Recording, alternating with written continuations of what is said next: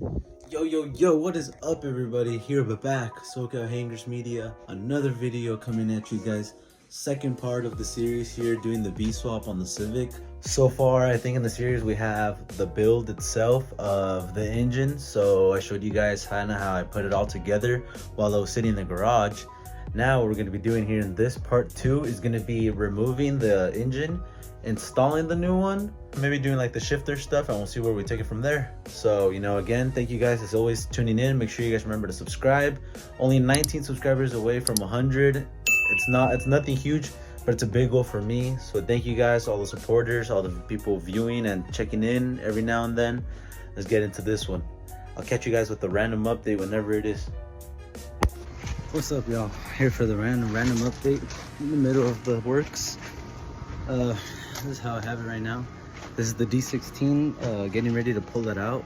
I disconnected the axles on both sides. Those are a little hard to do. Took off, as you guys can see, a lot of it's off. Radiator's off. AC took it off a while ago anyways. Took off power steering, disconnected the harnesses from the actual car itself, not from the engine.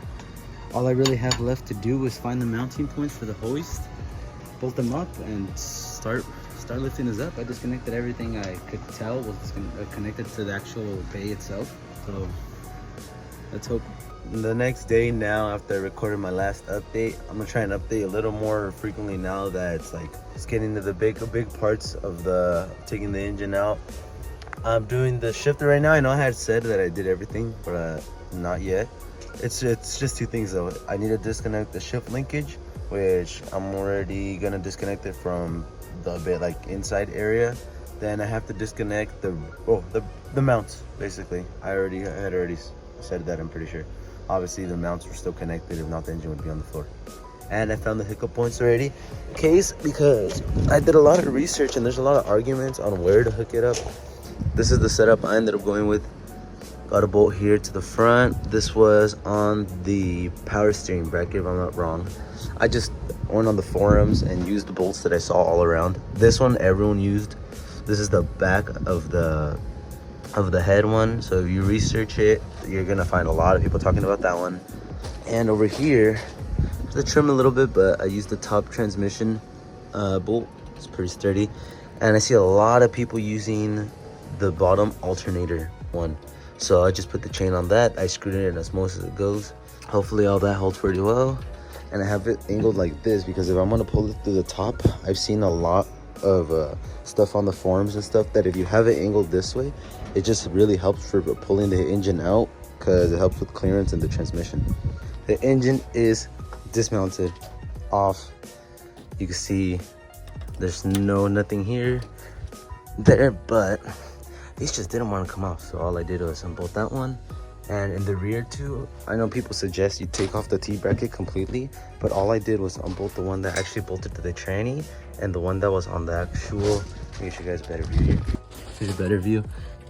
I unbolted this one right here, which is through the other side. I believe it was a 17, and this one was a 19 or 17. You're gonna need both those sizes, 19 and 17 millimeters with all the mounts.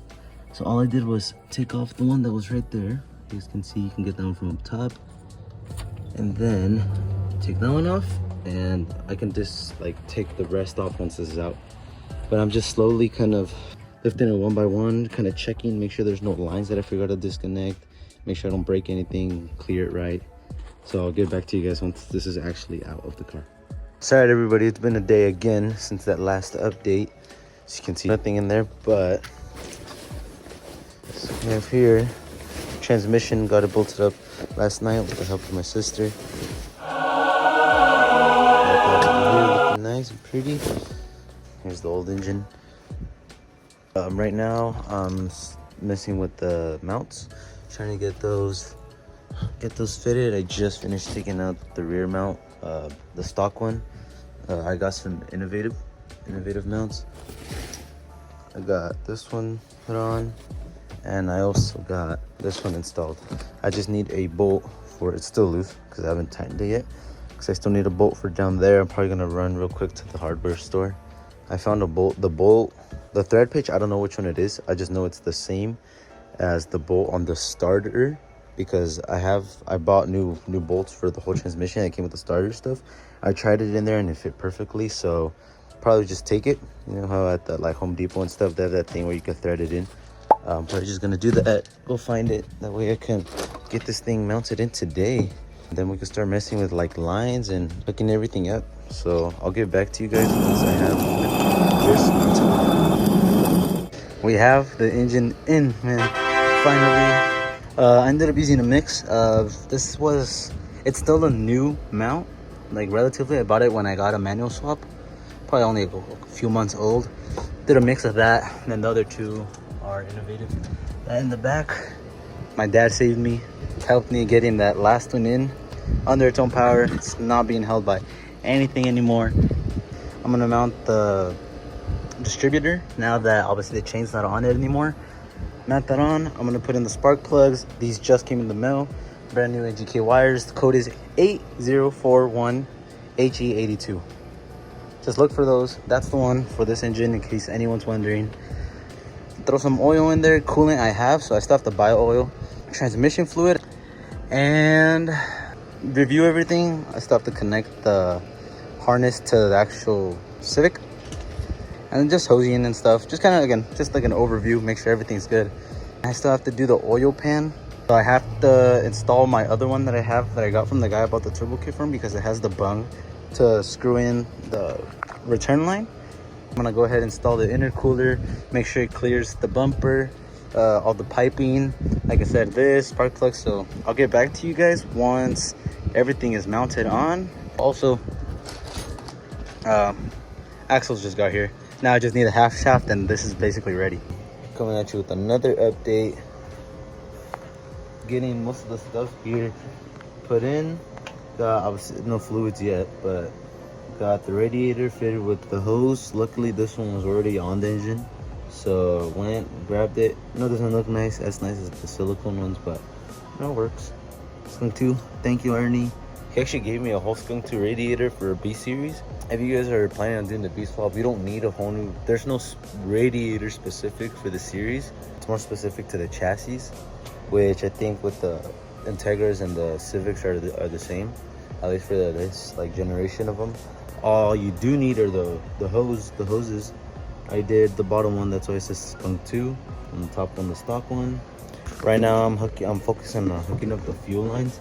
So you can see this one right here is to be connected with this one. That just needs to go back then. We have to take it off to move it out of the way when we're dropping in the engine. It's kind of in the way. But I did connect the harness down here. You see it's all connected. In case anyone's wondering, that is the power and that is the alternator one. Intercooler is on.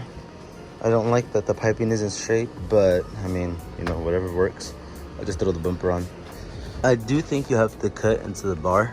Luckily, with the D series, I was gonna go turbo, so someone cut it for me. As you can see over here, that's all in.